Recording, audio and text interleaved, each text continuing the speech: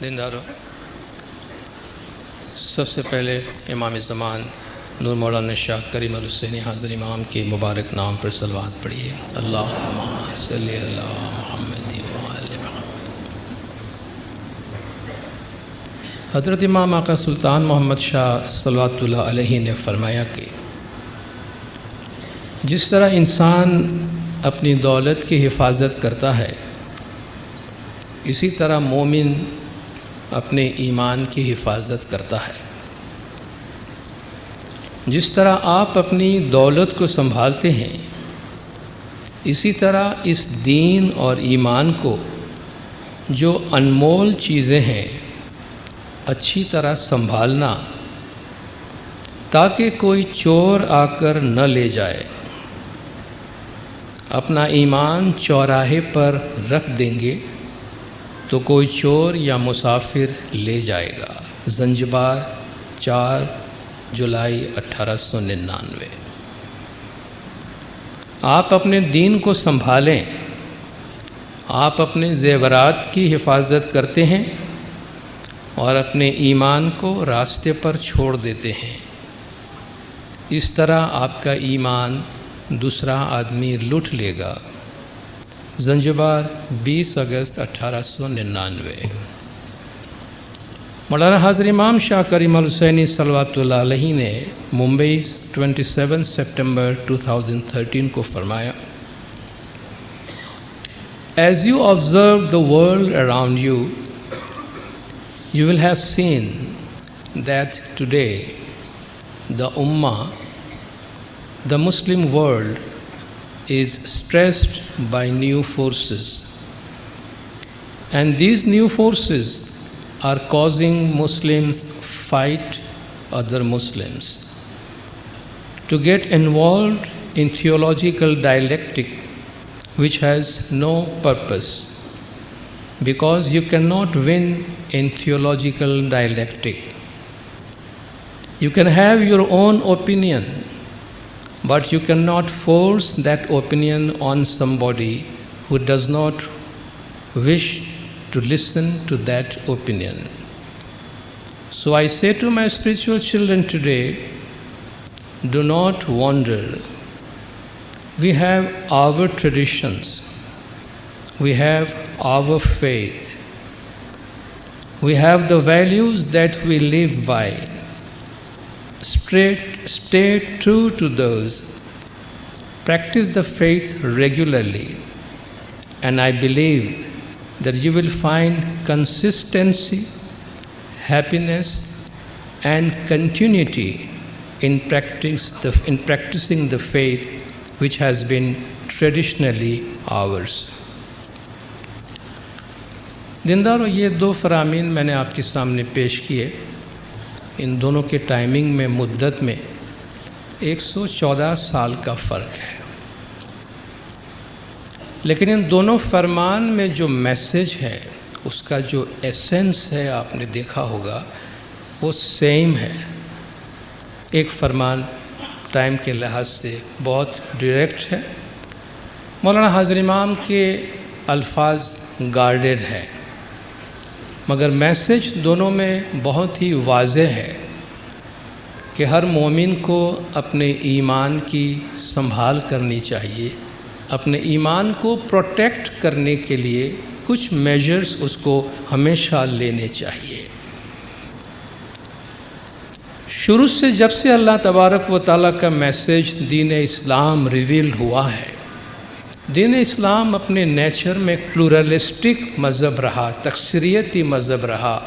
اسلام کے آغاز سے اس میں ڈیفرنٹ انٹرپریٹیشنز ہوتے رہے ہیں، اور لوگوں نے اپنے اپنے انٹرپریٹیشن کے مطابق، اپنی اپنی تشریح کے مطابق اس دین پر عمل کیا ہے۔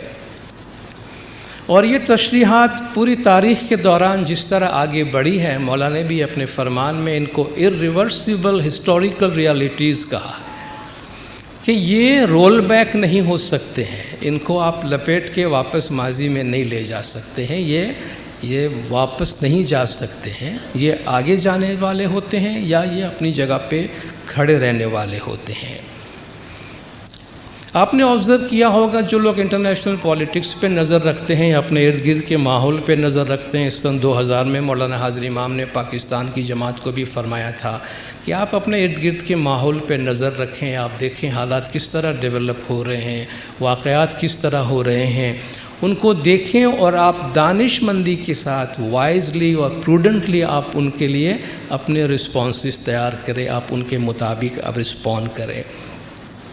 چند اشروں سے آپ نے دیکھا ہوگا کہ پورے عالم اسلام میں ایک انٹرپریٹیشن، ایک بہت ہی ریجڈ، بہت ہی کٹر قسم کے کنزرویٹو اور انتہا پسندانہ انٹرپریٹیشن کو پورے عالم اسلام پر فورسفلی کسی نہ کسی طرح امپوز کرنے کی کوشش کی جاتی رہی ہے، جس کی وجہ سے بہت سے مسلم انٹرپریٹیشنز ڈسٹرب ہوئے ہیں۔ اس میں شیعاز بھی ہیں، اس میں صوفیز بھی ہیں، اس میں بریلویز بھی ہیں، اس میں لبرلز بھی ہیں، اور اس میں انٹلیکچوئلز بھی ہیں، اور اس میں ماڈریٹس بھی ہیں۔ حالیہ کچھ سالوں میں ہم نے خود بھی تجربہ کیا کہ جب فزیکل تھریٹ بڑھ جاتی ہے، ہماری سلامتی کو خطرہ لاحق ہوتا ہے، تو ہم سیکیورٹی کے فزیکل سیکیورٹی کے بہت ایکسٹرا میجرز لیتے ہیں۔ ہم میکسیمم سیکیورٹی اپنے آپ کو، اپنے خاندان کو، اپنی جماعت کو، اپنی سوسائٹی کو پرووائڈ کرنے کی کوشش کرتے ہیں۔ بالکل اسی طریقے سے ایمان کو بھی خطرات ہوتے ہیں، عقیدے کو بھی خطرہ ہوتا ہے، عقیدے کو بھی تھریٹ ہوتا ہے، اور جیسا فرمان میں دیکھا آپ نے، اپنے عقیدے کو بھی پروٹیکٹ کرنے کے لیے، اپنے عقیدے کو بھی سنبھال کرنے کے لیے ہمیں اس کے لیے سیکیورٹی اور سیفٹی کے میجرز لینے کی ضرورت ہے، اور اس میں دو چیزیں بہت اہم ہے۔ ایک ہماری فیتھ کی پریکٹس ہے، اور دوسرا ہمارے فیتھ کا نالج ہے، ہمارے فیتھ کا علم ہے۔ ہم علم کے ذریعے سے اور پریکٹس کے ذریعے سے اپنے فیتھ کو، اپنے ایمان کو سنبھال سکتے ہیں۔ جس طرح ہم جانتے ہیں جب بیماری پھیل جاتی ہے، بیماری سے بچنے کے لیے ہم کتنے میجرز لیتے ہیں۔ آپ پہلے ویکسینیشن لگا کے اپنے آپ کو امیونائز کرانے کی کوشش کرتے ہیں، اس کے بعد انفیکٹڈ ایریا سے آپ دور رہنے کی کوشش کرتے ہیں، انفیکٹڈ لوگوں سے اپنے آپ کو دور رہنے کی کوشش کرتے ہیں۔ تو یاد رکھیے، بیماری صرف فزیکل نہیں ہوتی ہے، بیماریاں روحانی بھی ہوتی ہیں، بیماریاں ایمان کی بھی ہوتی ہے۔ تو جس طرح جسمانی بیماریاں پھیلتی ہے، اس طرح روحانی اور اندرونی فیتھ کی بیماریاں بھی پھیلانے والے لوگ ہوتے ہیں۔ اللہ نے فرمایا فی قلوبہم مرض فزادہم اللہ مرضا، ان کے دلوں میں بیماری ہے، اللہ نے ان کی بیماری کو اور بھی بڑھا دی ہے۔ تو یہ دلوں کی یہ بیماری جو ہے، یہ کوئی ہارٹ ڈیزیز کے واسطے اللہ نے نہیں فرمایا ہے۔ فَإِنَّهَا لَا تَعْمَى الْأَبْصَارُ وَلَكِنْ تَعْمَى الْقُلُوبُ الَّتِي فِي الصُّدُورِ، کہ آنکھیں اندھی نہیں ہوتی ہیں، سینے میں جو دل ہے وہ اندھے ہو جایا کرتے ہیں۔ تو آپ دیکھیں، اللہ باطنی بیماری کا ذکر کرتا ہے، اور باطنی بیماری بھی پھیلانے والے لوگ ہوتے ہیں۔ تو جس طرح ہم اپنے آپ کو ظاہری بیماری اور بیماری والے ایریا اور انفیکٹڈ لوگوں سے اپنے آپ کو بچاتے ہیں، اس طرح باطنی بیماری جس سے ہمارے فیتھ کو خطرہ پہنچ سکتا ہے، ایسے گروپ سے، ایسے لوگوں سے، ایسے ڈسکشن سے، ایسی باتوں سے اپنے آپ کو پروٹیکٹ کرنے کی ضرورت ہے۔ ہم میں سے ہر ایک کی اپنی ایک پرسنل لائف ہے، ہمارے ایک سرکل ہے، ایک لکشمن ریکھا ہے ہم سب کی زندگی کا، کہ جس کو ہم کسی کو بھی کراس نہیں کرنے دیتے ہیں۔ آپ کا کتنا بھی عزیز دوست ہو، آپ سرٹن چیزیں اس کے ساتھ بھی ڈسکس نہیں کریں گے۔ آپ کی فیملی لائف ہے، آپ کا ویلتھ ہے، آپ کے بزنس ہے فار ایگزامپل، یا آپ کے پرسنل ریلیشن شپ ہے، آپ کی انٹیمیٹ ریلیشن شپ ہے، یہ چیزیں آپ سوشل میڈیا پہ ڈسکس نہیں کرتے ہیں نا، یہ چیزیں آپ عام سر عام ڈسکس نہیں کرتے ہیں نا، ان کو تو آپ کلوز رکھتے ہیں اپنے ہارٹ سے۔ تو پھر مولا نے فرمایا ایمان، فیتھ جو بہت ہی زیادہ قیمتی، ہماری سب سے زیادہ قیمتی چیز ہے، اس کو ہم ہائی وے پہ کیوں چھوڑ دیتے ہیں؟ ہم سوشل میڈیا پہ اس پہ ڈسکس کر رہے ہیں، ہم ہر جگہ اس پہ بحث۔ امام نے فرمایا تھیولوجیکل ڈائلیکٹک میں انوالو ہم نہیں ہوں گے. We don't want to get involve into that. مذہبی بحث و مباحثے میں ہم انوالو نہیں ہوں گے. مولانا نے فرمایا کیونکہ اس کا کوئی انت نہیں آتا, اس میں آپ جیت نہیں سکتے ہیں, اس میں دل آزاری ہوتی ہے. تو ہم اپنی یہ انتہائی پرائیویٹ, اور امام نے فرمایا فیتھ ایک private personal individual relationship between God and man ہے. یہ ہماری بہت ہی پرائیویٹ چیز ہے. تو ہم کس طرح اس پرائیویٹ چیز کو بالکل اوپنلی سب جگہ ڈسکس کرتے ہیں. آپ کی پرائیویٹ چیزوں کو آپ پبلک کو ایکسیس نہیں دیتے ہیں نا. ہماری پرائیویٹ چیزوں پہ ہم لوگوں کو آنے نہیں دیتے, ایکسیس نہیں دیتے ان کو. ہم نے ہمارے فیتھ کا ایکسیس اتنا اوپن کیوں رکھا ہوا ہے؟ ہم نے اپنے فیتھ میٹرز کو اتنا اوپن کیوں رکھا ہوا ہے کہ جو بھی آئے, جس کا جی چاہے جی آؤ, ہمارے فیتھ پہ بات کرو, ہمارے فیتھ پہ کامنٹس کر کے چلے جاؤ, ہمارا فیتھ ڈیمیج کر کے چلے جاؤ, اور پھر ہم سر پکڑ کے بیٹھ جاتے ہیں, ہم کنفیوز ہو کے بیٹھ جاتے ہیں. بھئی یہ بندہ آیا تھا ہمیں کنفیوز کر کے چلا گیا. بھئی آپ نے اپنی کور, اپنے باطن, اپنے اسپرٹ کو ٹچ کرنے کی کسی کو پرمیشن دی ہے نا, آپ نے الاؤ کیا لوگوں کو. مولانا فرماتے ہیں گارڈ کریں آپ اپنے آپ کو. اپنے فیتھ کی اگر ہم قیمت کرتے ہیں تو اس کو پروٹیکٹ کرنے کی, سنبھالنے کی ضرورت ہے.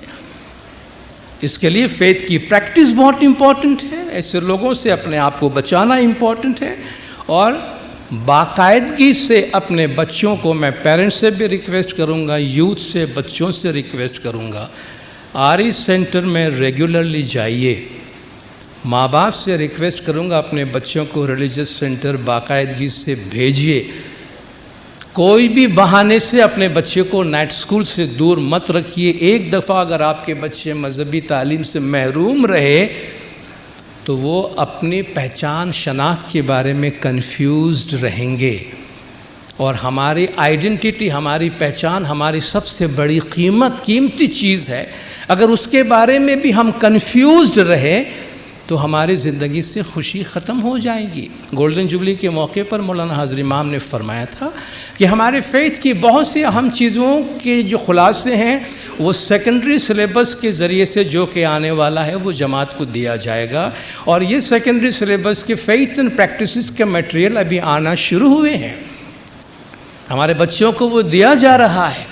یہ ویل ریسرچڈ اور ویل پریزنٹڈ ڈاکیومنٹس ہے. میں آپ کو یقین دلاتا ہوں بچے پڑھیں گے, آپ لوگ بھی اس کا مطالعہ کریں, ہمیں بہت زیادہ خوشی اور کانفیڈنس حاصل ہوگا شیعہ امام اسماعیلی آئیڈینٹی پر.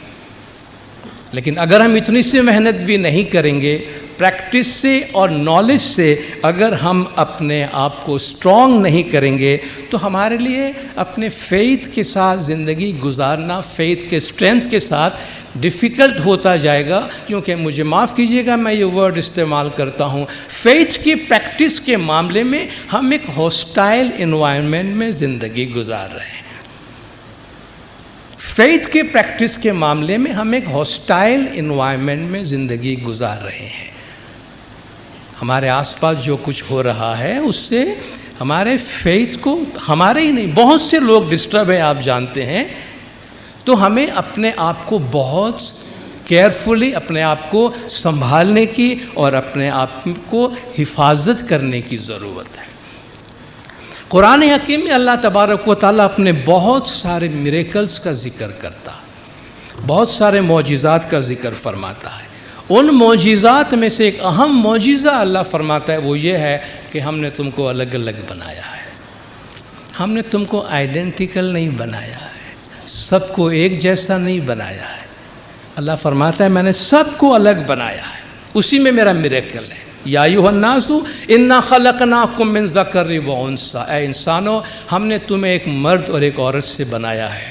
وجعلناکم شعوبا وقبائل لتعارفوا, اور ہم نے تمہارے خاندان بنائے ہیں, تمہارے ٹرائبس بنائے, قبیلے بنائے تاکہ تم ایک دوسرے کو پہچان سکو. یہ سب اللہ نے بنائے ہیں, یہ ڈفرینسز اللہ نے بنائے ہیں.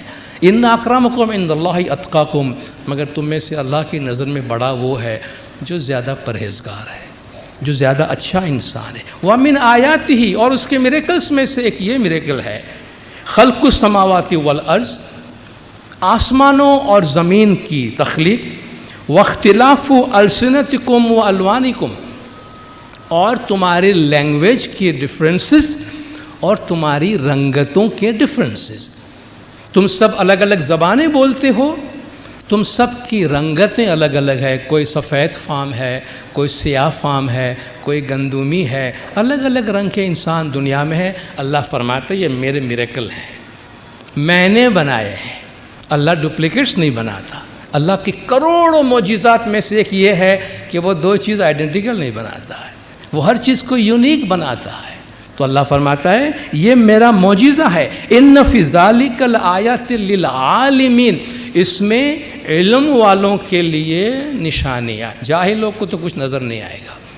اللہ نے فرمایا اس میں نشانیاں ہیں مگر علم والوں کے واسطے، جن کو علم دیا گیا ہے، جو نالج رکھتے ہیں، وہ ان میریکلز کو سمجھیں گے. لِكُلٍّ جَعَلْنَا مِنْكُمْ شِرْعَةً وَمِنْهَاجًا، ہم نے تم میں سے ہر ایک کے واسطے ایک شریعت اور ایک راستہ بنایا. ہر ایک کے واسطے، ہر ایک کے واسطے ہم نے ایک راستہ الگ بنایا ہے. وَلَوْ شَاءَ اللَّهُ لَجَعَلَكُمْ أُمَّةً وَاحِدَةً، اگر اللہ چاہتا تو تم سب کو ایک امت بنا دیتا. اللہ نے خود ایک امت نہیں بنایا ہے، اللہ نے خود نے سنگولر کمیونٹی نہیں بنایا ہے، اللہ نے خود سب کو ایک جیسا ایک مذہب پہ عمل کرنے کے واسطے نہیں بنایا. یہ اللہ کا میریکل ہے. اس کو ہم چیلنج کریں گے کہ سب کو ایک جگہ پہ لائیں گے، سب کو ایک طریقے سے چلائیں گے. اگر اللہ چاہتا تم سب کو ایک امت بنا دیتا. وَلَٰكِن لِيَبْلُوَكُمْ فِي مَا آتَاكَ اللَّهُ، بلکہ اللہ یہ چاہتا ہے کہ جس کو اس نے جو کچھ دیا ہے اس میں تمہاری آزمائش کی جائے. تو جس کو جو کچھ دیا گیا ہے اللہ اسی کے مطابق اس کو ٹرائی کرے گا. فَاسْتَبِقُوا الْخَيْرَاتِ، تم ایک دوسرے سے آگے بڑھنے کی کوشش کرو نیکیوں میں، نیکی کرنے میں ایک دوسرے سے آگے بڑھنے کی کوشش کرو. اِلَى اللَّهِ مَرْجِعُكُمْ جَمِيعًا، تم میں سے سب کو اللہ کے پاس واپس لوٹنا ہے. فَيُنَبِّئُكُمْ بِمَا كُنْتُمْ فِيهِ تَخْتَلِفُونَ، پھر تم لوگوں کا جن جن چیزوں میں ڈفرینسز ہے اللہ فرماتا ہے اس کا فیصلہ میں تم کو بتاؤں گا، اس کا خلاصہ میں تمہیں کر دوں گا، مگر تم اپنا کام کیے جاؤ. اللہ نے جو دین ہمیں دیا ہے اس دین کے بارے میں ایک دو امپورٹنٹ کوالٹیز ہمیشہ یاد رکھیے. جب لوگ کوشش کرتے ہیں ہمارے فیتھ کے بارے میں بات کرنے کی، کوئی آئیڈیا، کوئی انٹرپریٹیشن ہمارے تھاٹس میں زبردستی امپوز کرنے کی کوشش کرتے ہیں.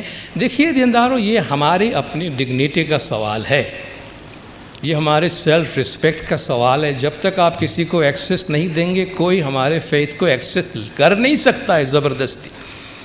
ایک ڈگنیفائڈ وے ہوتا ہے کہ سوری بھائی اس میٹر پہ میں بات نہیں کرتا، یہ میرے لیے بہت ہی پرسنل اور بہت ہی انٹیمیٹ ہے، I don't talk on faith. ختم ہو گئی بات نا. جس طرح آپ بہت سی پرائیویٹ چیزوں کے بارے میں کہیں سوری یہ میرا پرسنل معاملہ ہے، I don't want to talk on that. تو فیتھ ہمارا پرسنل میٹر ہے، اس میں کوئی جبر نہیں ہے، کوئی زبردستی نہیں ہے، اور اس میں کوئی ہمیں زبردستی ایکسیس نہیں کر سکتا. مولانا حضرت امام صلوات اللہ علیہ نے اپنے فرمان میں فرمایا تھا کہ ایگو سینٹرسٹی ادروائز کوئی اچھا لفظ نہیں ہے، اچھی بات نہیں ہے. خود پسندی یعنی اپنے آپ کو زیادہ امپورٹنس دینا، ایگو سینٹرسٹی. مولا فرماتے سب کو لوگوں کو مل کے رہنا چاہیے، لیکن مولا نے فرمایا ہمارے ویلیوز اور ہمارے ایتھک پہ عمل کرنے کے لیے ایگو سینٹرک ہونا اچھی بات ہے. یعنی جب آپ کے فیتھ کی بات آتی ہے، آپ کے ویلیوز کی بات آتی ہے تو کہ سوری یہ میرا ہے، میں اس پہ کمپرومائز نہیں کرنا چاہتا، میں اس پہ بات نہیں کرنا چاہتا، دس از ویری پرسنل. مولا فرماتے ہیں یہاں آپ ایگو سینٹرک بنیں، سب کو الاؤ نہیں کریں. بھائی جو بھی آ رہا ہے، جو جی میں آ رہا ہے بولتے جا رہے ہیں، سنتے جا رہے ہیں، بار بار سنتے جا رہے ہیں، بار بار سنتے جا رہے ہیں اور اپنے آپ کو کنفیوز کرتے ہیں. قرآن حکیم کے کچھ تھاٹس بہت کلیئرلی ذہن میں رکھیے جو اللہ تبارک و تعالیٰ فرماتا ہے کہ لو شاء ربک لآمن من فی الارض کلہم جمیعا، اگر اللہ چاہتا تو زمین پہ سب کے سب لوگ ایمان والے بن جاتے. اللہ چاہتا تو زمین کے سب لوگ ایمان لے آتے، اللہ نے وہ بھی نہیں چاہا. اگر اللہ چاہے کہ سارے کے سارے لوگ مومن بن جائے تو اللہ فرماتا ہے میرے لیے مشکل نہیں ہے، میں چاہتا تو ایسا ہو جاتا۔ افانت تکرہ الناس حتی یکون مومنین، تو اے محمد صلی اللہ علیہ وآلہ وسلم کیا تو لوگوں کو فورس کرے گا کہ وہ مومن بن جائے؟ نبی صاحب سے پوچھا گیا کہ کیا تو لوگوں کو فورس کرے گا کہ مومن بن جائے؟ اگر میں چاہتا تو سب مومن بن جاتے، تو تمہارا کام فورس کرنا نہیں ہے۔ وما علی الرسول الا البلاغ، رسول کا کام ہے پیغام پہنچا دے، پیغمبر کا کام ہے میسیج پہنچا دے۔ اللہ فرماتا ہے کہ وما کان لنفس ان تؤمن الا باذن اللہ، اللہ کے حکم کے بغیر کوئی مومن نہیں بن سکتا ہے۔ تو زبردستی یا فورس کر کے کسی کو مومن بنانے کی کوشش نہ کر۔ لا اکراہ فی الدین، یہ سینٹنس چھوٹا سا قرآن چھوٹی سی آیت ہے، بہت لمبی نہیں ہے۔ لا اکراہ فی الدین، there is no compulsion in religion, there is no force in religion. مذہب میں کوئی جبر نہیں ہے، مذہب میں کوئی زبردستی نہیں ہے۔ اتنا تو ہم یاد رکھ سکتے ہیں کہ کوئی آپ کو مذہب کی بحث کرنے پر بھی زبردستی نہیں کر سکتا ہے، اور مذہب پہ عمل کرنے پر بھی زبردستی نہیں کر سکتا۔ یہ قرآن کے احکام کے خلاف ہے۔ حضور اکرم کو فرمایا فذکر انما انت مذکر، remind them you are only a reminder. آپ ان کو یاد دلا دیجئے، آپ کا کام یاد دلانا ہے۔ لست علیہم بمسیطر، آپ ان پہ کوئی دروگا نہیں ہے۔ You are not a policeman on them, حضور کو بھی اللہ نے فرمایا کہ آپ ان کے اعمال کے پولیس مین نہیں ہے کہ یہ کیا کرتے ہیں کیا نہیں کرتے ہیں۔ یو آر اے میسنجر، آپ میسیج پہنچا دیجئے، آپ ان پہ ڈنڈا لے کے دروگا بن کے بھیجے نہیں گئے ہیں۔ آپ دیکھیں یہ قرآنک تھاٹس ہیں، یہ قرآنک بیوٹی ہے۔ وما جعل علیکم فی الدین من حرج، اللہ نے دین میں تمہارے واسطے کوئی تنگی نہیں رکھی ہے۔ کیا قرآنک ویلیوز ہیں، کیا قرآن کی ٹیچنگز ہیں، اور کیا ہمیں نظر آتا ہے۔ تو ان ویلیوز کو ہم سمجھنے کی کوشش کریں کہ قرآن کا اوور ویلمنگ میسیج کیا ہے۔ ایزینس سے اللہ نے دین میں تمہارے واسطے کوئی تنگی نہیں رکھی ہے۔ یرید اللہ بکم اليسر ولا یرید بکم العسر، اللہ تم سے آسانی چاہتا ہے، اللہ تمہارے ساتھ تنگی نہیں چاہتا ہے۔ اور یہ جو قرآن شریف میں روزے کی جو آیت نازل ہوئی ہے، صوم کی جو آیت نازل ہوئی ہے، اس صوم کی آیت کے کانٹیکسٹ میں آیا ہے کہ تم پہ صوم فرض کیا گیا، اگر تم بیمار ہو یا مریض ہو تو بعد میں رکھ لینا، اور تم میں سے جو رکھ سکتا ہے مگر نہیں رکھتا ہے تو مسکینوں کو کھانا کھلا دے۔ اللہ تمہارے ساتھ آسانی چاہتا ہے، اللہ تمہارے ساتھ تنگی نہیں چاہتا ہے۔ یہ روزے والی آیت پڑھی ہے قرآن شریف میں سورہ بقرہ کے اندر۔ اللہ اسی کانٹیکسٹ میں فرما رہا ہے کہ میں تم کو ڈیفیکلٹی میں ڈالنا نہیں چاہتا۔ تو قرآن کی میسیج کی بیوٹی دیکھیے، قرآن کے میسیج کی اسپرٹ کو دیکھیے کہ وہ کیا چاہتا ہے، اور اس کے مطابق اپنے مذہب کو سمجھنے کی ہم کوشش کریں۔ اللہ اور بندے کے درمیان کا جو رشتہ ہے، اللہ فرماتا ہے اس دنیا کو ہم نے پیدا کیا ہے، اس دنیا کی تخلیق کا مقصد یہ ہے کہ انسان جنات میری عبادت کرے، اور مذہب کی بنیاد عبادت پر ہے۔ اللہ کی عبادت کے لیے اللہ تعالیٰ نے قرآن حکیم میں 4 سے زیادہ، بلکہ ہم 4 میجر چیزوں کی بات کر سکتے ہیں۔ 4 طریقے ہمیں بتائے کہ جن کے ذریعے سے بندہ خدا کی طرف اپنی عبادت کا اظہار کر سکتا ہے۔ دعا، ذکر، صلاۃ، تسبیح۔ پہلا اس میں دعا کا حکم ہے، قال ربکم ادعونی استجب لکم، کہو تمہارا پروردگار فرماتا ہے مجھ سے دعا مانگو میں تمہاری دعا قبول کرتا ہوں۔ دعا مانگو میں دعا قبول کرتا ہوں۔ ان ربی لسمیع الدعاء، بے شک میرے پروردگار دعا سننے والا ہے، دعا قبول کرنے والا ہے۔ اذا سألک عبادی عنی فانی قریب، جب میرے بندے میرے بارے میں پوچھتے ہیں میں نزدیک ہوں۔ اجیب دعوت الداعی اذا دعان، دعا مانگنے والے کی دعا قبول کرتا ہوں جب بھی وہ بلاتے ہیں، بلانے والے کو جواب دیتا ہوں جب بھی وہ بلاتے ہیں۔ یہ قرآن کی آیت ہے دعا کے بارے میں، بہت ساری ہے مگر یہ اللہ نے اپنی عبادت کے لیے دعا کا لفظ استعمال ہوا۔ قرآن شریف میں بہت سے انبیاء اور بہت سے مومنین کی دعائیں شامل ہیں، جس میں مختلف طریقوں سے انہوں نے اللہ سے دعائیں مانگی ہیں۔ دوسرا ذکر، ریممبرنس، چلتے پھرتے اٹھتے بیٹھتے، الذین یذکرون اللہ قیاما وقعودا وعلی جنوبہم، وہ لوگ جو کھڑے ہیں، بیٹھے ہیں، لیٹے ہیں، اللہ کا ذکر کرتے ہیں۔ وَيَتَفَكَّرُونَ فِي خَلْقِ السَّمَاوَاتِ وَالْأَرْضِ، آسمان اور زمین کی تخلیق میں وہ غور و فکر کرتے ہیں۔ فَاذْكُرُونِي أَذْكُرْكُمْ، تم مجھے یاد کرو میں تمہیں یاد کرتا ہوں، تم میرا ذکر کرو میں تمہارا ذکر کرتا ہوں، تم مجھے بلاؤ میں تمہیں بلاتا ہوں۔ یا ایھا الذین آمنوا اذکروا اللہ ذکرا کثیرا، اے ایمان والو اللہ کا خوب ذکر کرو۔ کوئی طریقہ قرآن شریف میں نہیں ہے کہ کیسے ذکر کرو، کوئی طریقہ قرآن میں نہیں ہے کہ کیسے دعا مانگو اللہ سے یا کیسے دعا پڑھو۔ تیسرا صلاۃ، جس کا ترجمہ دعا بھی ہے، اور فارسی اور اردو میں صلاۃ کا ترجمہ نماز بھی کیا جاتا ہے۔ اللہ تعالیٰ پرندوں کی جو تسبیح ہے، برڈز کے جو پریئرز ہیں، ان کو بھی اللہ نے قرآن میں صلاۃ کہا ہے، وہ بھی ایک نماز کی کیٹیگری میں اللہ کے نزدیک۔ الم تر ان اللہ یسبح لہ من فی السماوات والارض، کیا تو نے نہیں دیکھا کہ آسمان اور زمین میں ان کے درمیان جو کچھ بھی ہے اللہ کی تسبیح پڑھتے ہیں۔ والطیر صافات، اور پر پھیلا کر اڑنے والے پرندے سب کے سب اللہ کی تسبیح پڑھتے ہیں۔ کل قد علم صلاتہ و تسبیحہ، ان میں سے ہر ایک نے اپنی صلاۃ اور اپنی تسبیح جان لی ہے، ان میں سے سب کو اپنی نماز اور اپنی تسبیح معلوم ہے۔ واللہ علیم بما یفعلون، اور وہ جو کرتے ہیں اللہ کو معلوم ہے۔ اب پرندے جس طرح اللہ کو یاد کرتے ہیں، اللہ کے نزدیک تو وہ بھی صلاۃ ہے، اللہ اس کو بھی نماز کی کیٹیگری میں رکھتا ہے۔ پچھلے انبیاء جس طریقے سے عبادت کرتے تھے، ظاہر ہے کہ ان کے صلاۃ کا طریقہ وہ نہیں تھا جو اب ہے، مگر اللہ کے نزدیک وہ بھی صلاۃ ہے۔ حضرت ابراہیم علیہ السلام دعا مانگتے ہیں کہ ربی اجعلنی مقیم الصلاۃ ومن ذریتی، اے میرے پروردگار مجھے اور میری اولاد کو تو صلاۃ کا پابند بنا۔ ظاہر ہے وہ صلاۃ اس طریقے سے نہیں ہوتی تھی جو اب ہوتی ہے۔ یہاں تک کہ وہ لوگ جو مسلمان نہیں ہوئے ہیں، مسلمانوں کی نظر میں وہ لوگ جو مشرکین اور کافرین تھے، وہ بھی اپنی قسم کی جو بھی پریئر وہ کرتے تھے، اللہ تعالیٰ اس کو بھی قرآن میں صلاۃ کا ہی نام دیتا ہے۔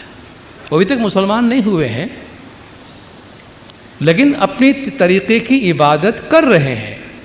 اللہ فرماتے ہیں وَمَا كَانَ صَلَاتُهُمْ عِنْدَ الْبَيْتِ إِلَّا مُكَاءً وَتَصْدِيَةً، ان کی صلاۃ گھر کے پاس سیٹیاں بجانے اور تالیاں بجانے کے علاوہ اور کچھ بھی نہیں تھی۔ اللہ فرماتے ہیں ان کی صلاۃ کیا تھی؟ وہ گھر کے پاس سیٹیاں بجاتے تھے، تالیاں بجاتے تھے۔ وہ سیٹیاں بجانا اور تالیاں بجانا جو بھی کرتے تھے، اللہ اس کو بھی صلاۃ کی کیٹیگری میں لاتا ہے۔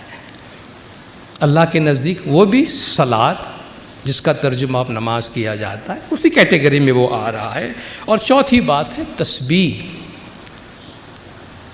سبحوہ بکرۃ و اصیلا، صبح و شام اس کی تسبیح پڑھا کرو۔ یسبح لہ فیہا بالغدو والآصال، ان گھروں میں وہ لوگ جو اللہ کو یاد کرنے والے ہیں، وہ صبح و شام جا کر اس کی تسبیح پڑھتے ہیں، اس کا ذکر کرتے ہیں، اس کو یاد کرتے ہیں۔ یہ چار طریقے ہیں جن کے ذریعے سے قرآن شریف میں اللہ تعالیٰ کو یاد کرنے کے طریقے بتائے گئے ہیں، مگر کسی کا بھی کوئی فارم نہیں بتایا گیا ہے۔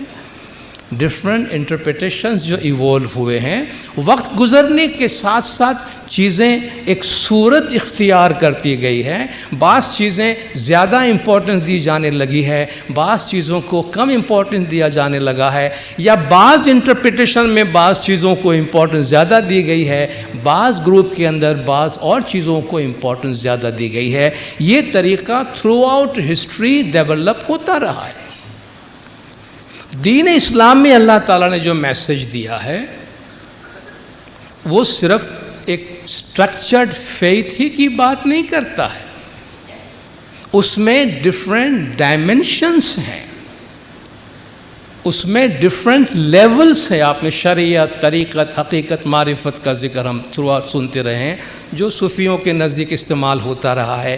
اس کا مطلب کیا ہے؟ اس کا مطلب یہ ہے کہ آپ مذہب پر عمل کرتے ہو، اس کے سرفیس سے لے کر اس کے ڈیپتھ تک، اس کی کور میسیج تک اور کور ایکسپیرینس تک جا سکتے ہیں. اور آپ کو قرآن شریف میں بھی یہ ساری چیزیں ملتی ہے. اتل ما اوحی الیک من ربک واقم الصلاۃ، تمہارے پروردگار سے طرف جو کچھ نازل ہوا اس کو پڑھو اور صلاۃ قائم کرو. ان الصلاۃ تنہا عن الفحشاء والمنکر، صلاۃ تم کو بے حیائیوں برائیوں سے روکتی ہے. ولذکر اللہ اکبر، اللہ کا ذکر بہت بڑی چیز ہے. قرآن حکیم میں جہاں آپ کو ایک سرٹن قبلہ کی طرف دیکھ کر اللہ کو یاد کرنے، صلاۃ قائم کرنے کا حکم دیا گیا ہے، اسی قرآن کے اندر وَلِلَّهِ الْمَشْرِقُ وَالْمَغْرِبُ فَأَيْنَمَا تُوَلُّوا فَثَمَّ وَجْهُ اللَّهِ. مشرق مغرب دونوں اللہ کے ہیں، جدھر دیکھو وہاں اللہ کا چہرہ موجود ہے. یہ اور ڈائمنشن ہے، یہ کانٹراڈکشن نہیں ہے، یہ کانٹراڈکشن نہیں، اس میں کنسسٹنسی ہے کہ وہ ڈفرنٹ لیول کی بات کی گئی ہے. اور بھی آپ کو ملے گا لیس البر ان تولوا وجوہکم قبل المشرق والمغرب، اس میں کوئی نیکی نہیں ہے کہ تم اپنا چہرہ مغرب کی طرف کرتے ہو یا مشرق کی طرف کرتے ہو، اس میں کوئی نیکی نہیں ہے. تو نیکی کدھر ہے؟ وَلَكِنَّ الْبِرَّ مَنْ آمَنَ بِاللَّهِ. اور اس کے بعد اللہ تبارک و تعالیٰ نے کئی ایتھیکل چیزیں بیان کی ہے کہ سب سے پہلے جو اللہ پر، ملائک پر، رسولوں پر فیتھ رکھتے ہیں، ایمان امپورٹنٹ ہے. وَآتَ الْمَالَ عَلَى حُبِّهِ ذَوِي الْقُرْبَى وَالْيَتَامَى وَالْمَسَاكِينَ، اور جو اللہ کی محبت میں یتیموں کو، مسکینوں کو اپنے مال میں سے شیئر کرتے ہیں. اللہ فرماتا ہے ایسٹ ویسٹ دیکھنا امپورٹنٹ نہیں ہے، یہ شیئرنگ امپورٹنس ہے. وَأَوْفُوا الْعَهْدَ إِذَا عَاهَدُوا، اور جب وہ وعدہ کرتے ہیں تو وعدہ پورا کرتے ہیں. وَالصَّابِرِينَ فِي الْبَأْسَاءِ وَالضَّرَّاءِ، اور جو ڈیفیکلٹی میں، تکلیف کی حالت میں صبر سے کام لیتے ہیں. اللہ فرماتا ہے یہ چیزیں ہیں جو نیکی ہے. ایسے لوگ ہیں جنہوں نے اپنے آپ کو سچ کر بتایا ہے. تو آپ دیکھیں جہاں ایک طرف ایک سرٹن ڈسپلن کا حکم دیا گیا ہے، آپ کو انر ڈائمنشن میں آ کر اللہ تعالیٰ کچھ اور ویلیوز کی بات کرتا ہے، جو فرماتا ہے کہ یہ دین کی اصل ہے، یہ دین کی حقیقت ہے. وَفِي أَنفُسِكُمْ، یہاں تک فرمائے کہ وہ تمہارے دل میں ہے، اس کی نشانیاں تمہارے دل میں ہے. مجھے بلاؤ، میں تمہیں جواب دیتا ہوں. کہتے ہیں دل بدست آور کہ حج اکبر است، از ہزار کعبہ یک دل بہتر است. کسی کا دل خوش کرو کہ یہ حج اکبر ہے، ہزاروں کعبہ سے ایک دل بہتر ہے. عبداللہ بن مبارک بہت بڑے اسلام کے ایک بڑے اسکالر گزرے ہیں، ان کا یہ واقعہ بہت مشہور ہے کہ ایک دفعہ حج سے فارغ ہو کر وہ آرام کر رہے تھے تو خواب میں دیکھا کچھ فرشتے آپس میں بات کر رہے ہیں کہ بھئی کتنے لوگ حج پہ آئے. کہا اتنے لوگ آئے. کتنے کی حج قبول ہوئی؟ کسی کی بھی لگتا ہے حج قبول نہیں ہوئی ہے. کسی کا بھی حج قبول نہیں ہوا، اتنے سارے لوگ آئے. پھر ہاں ایک کا حج قبول ہوا ہے جو آیا ہی نہیں ہے. دمشق میں ایک موچی ہے، علی بن الموفق، اس کا حج قبول ہوا ہے، حج میں نہیں آیا ہے. اس کا ثواب شاید سارے حاجیوں کو مل جائے گا. وہ اسلامک اسکالر عبداللہ بن مبارک نیند سے بیدار ہوا، پریشان ہوا، ارے یہ کیسے ہو سکتا ہے؟ اتنا بڑا مجمع جمع ہوا اور کسی کا حج قبول نہیں ہوا. تو وہ نکل پڑا اس کو ڈھونڈنے کے لیے. دمشق گیا، لوگوں سے پوچھتے علی بن موفق کے گھر پہنچا، دستک دی، دروازہ کھولا. بھائی تمہارا نام یہ ہے کہ ہاں اندر آ سکتا ہوں، کچھ بات کر سکتا ہوں. بات کرتے کرتے کہا کبھی حج وج کیا نہیں تم نے؟ کہا بس حج کے پیسے جمع کرتا رہا تھا، اس سال جانے کی امید تھی، میرے پاس رقم جمع ہو گئی تھی لیکن نہیں جا سکا. میں کیوں نہیں جا سکا؟ دراصل حج میں جانے سے پہلے میں ایک دفعہ پڑوسی کے پاس گیا، چولہے پہ کھانا پک رہا تھا. لیکن مجھے حیرت اس بات کی ہوئی کہ میرے پڑوسی نے مجھے کھانے کی دعوت نہیں دی، مجھے کھانا آفر نہیں کیا، اور مجھے برا لگ رہا تھا کہ آج میں پڑوسی مجھے کھانے کو نہیں بول رہا ہے۔ کہتا ہے کچھ دیر بعد اس پڑوسی نے خود اپنے منہ سے بولا کہ بھائی آج میں تجھے کھانے پہ نہیں بول سکتا ہوں کیونکہ یہ کھانا میرے لیے حلال ہے مگر تیرے لیے حرام ہے۔ اب یہ کیا بات ہے، تمہارے لیے حلال ہے تو میرے لیے کیسے حرام ہے؟ کہا میرے بچے 3 دن سے بھوکے ہیں، میرے بچے بھوکے مر رہے تھے، بہت بھوکے تھے، تو میں بس مرتا کیا نہیں کرتا نکل گیا، بس راستے میں ایک مردہ جانور پڑا تھا اٹھا کے لے آیا، بس اس کو پکایا ہے، بچے کو کھلاؤں گا۔ مردہ اب میری اس ڈسپریشن میں مردہ میرے لیے حلال ہے، میرے بچوں کے لیے حلال ہے، تیرے لیے حلال نہیں ہے، اس لیے میں تجھے کھانے کو نہیں کہتا۔ کہتا میرا دل خون کے آنسو رونے لگا کہ میں کیسا مسلمان ہوں کہ میرے پڑوسی کے بچے بھوکے مر رہے ہیں اور میں یہ کیا کر رہا ہوں، رقم جمع کر رہا ہوں۔ حج میں کبھی اور چلا جاؤں، گھر میں گیا، میری ساری رقم لا کے اس کو دیا کہ لے تو اور تیرے بچے کچھ اچھے دن گزار اس پیسے سے، میں دیکھ لوں گا بعد میں مجھے کیا کرنا ہے۔ کہا اس کے آگے مجھے نہیں معلوم کیا ہوا۔ کہا بھائی مبارک ہو، تو یہاں بیٹھے بیٹھے اوپر والے نے تیرا حج قبول کیا ہے۔ تو اللہ نے فرمایا ہے کہ یہ نیکیاں نہیں ہیں تمہیں جو اوپر نظر آتی ہے، اندر جھانکنے کی کوشش کرو۔ دل بدست آور کہ حج اکبر است از ہزارہ کعبہ یک دل بہتر است، کہ یہ سرفیس کی باتیں نہیں، انر اپنے فیتھ میں اپنے ڈیپتھ میں جائیں اور دیکھیں کہ کیا چیز ہے یہ، اس کو ایکسپیرینس کریں، فیل کریں۔ ایک چھوٹی سی بات کیا کہ میں اپنی جگہ لیتا ہوں اس ایکسپیرینس کی۔ انڈیا کے شہر بروڈا میں ایک ڈاکٹر کارڈیولوجسٹ اور سرجن ہے، ڈاکٹر سائلیش مہتا۔ 1 جنوری 2009 کو اس نے بروڈا کے ایک ہوٹل میں اپنے دوست ڈاکٹر کے ساتھ کچھ باتیں کی، اور اس کے دوست ڈاکٹر نے یہ اپنی اسپیچ میں کوٹ کیا۔ اس نے کہا کہ اس 1 تاریخ کو میں ڈاکٹر کے ساتھ ہوٹل میں بیٹھا ہوا تھا اور ڈاکٹر سائلیش مہتا مجھ سے باتیں کرتے کرتے ایک بات کہی مجھے کہ بھائی پتہ ہے میرے ساتھ ایک واقعہ ہوا۔ ابھی کیا ہوا؟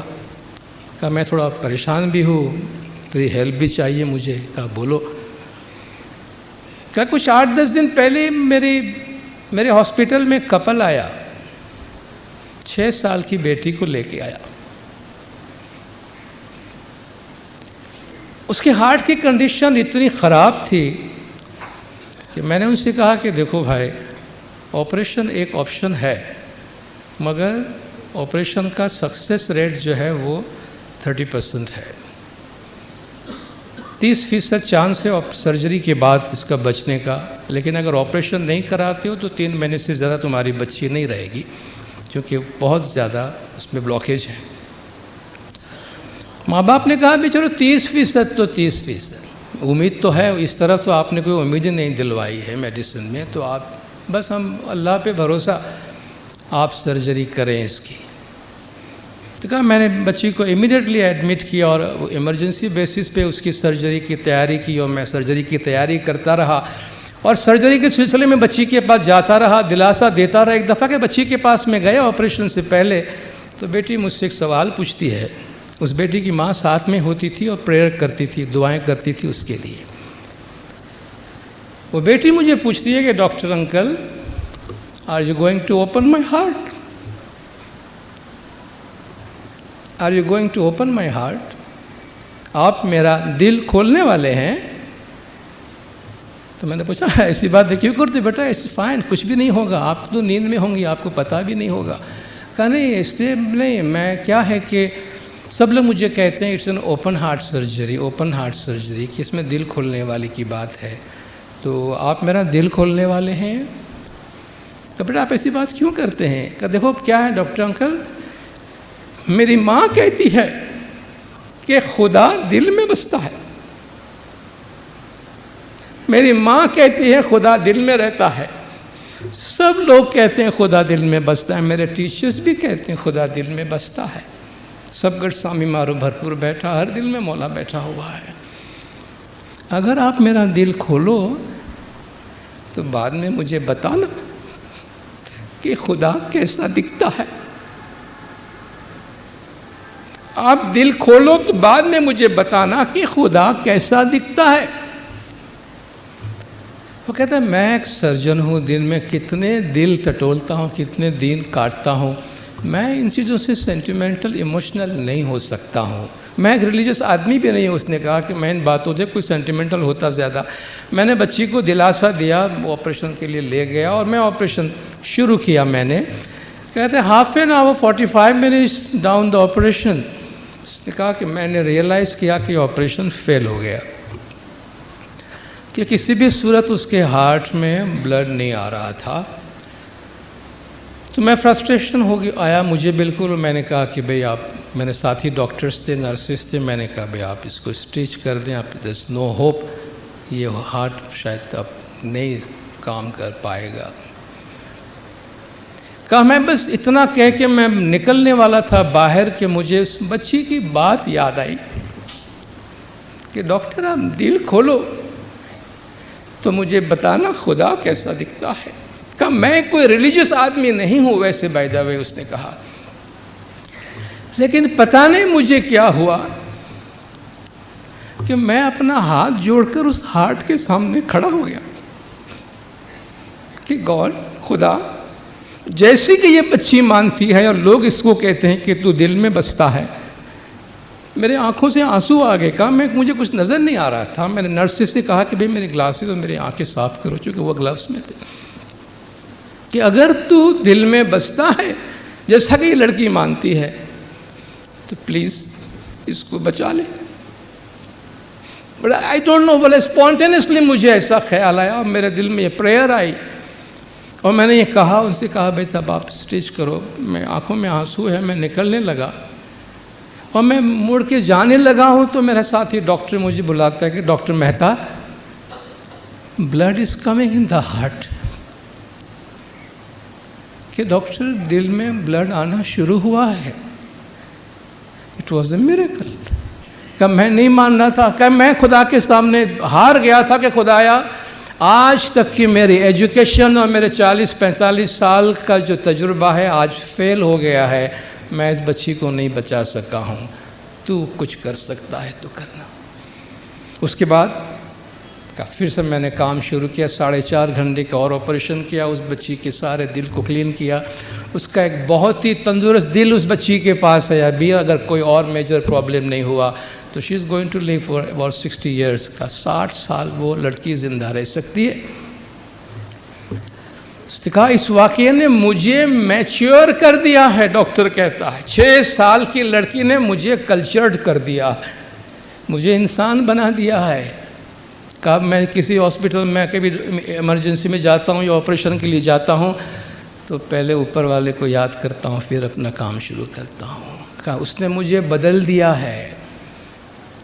لیکن کہا میرے سامنے ایک ڈائلیما ہے، میرے سامنے ایک پرابلم ہے. بچی ابھی ریکور ہو رہی ہے، وہ مجھے پوچھنے والی ہے جب بولنا شروع کرے گی کہ خدا کیسا دکھتا ہے،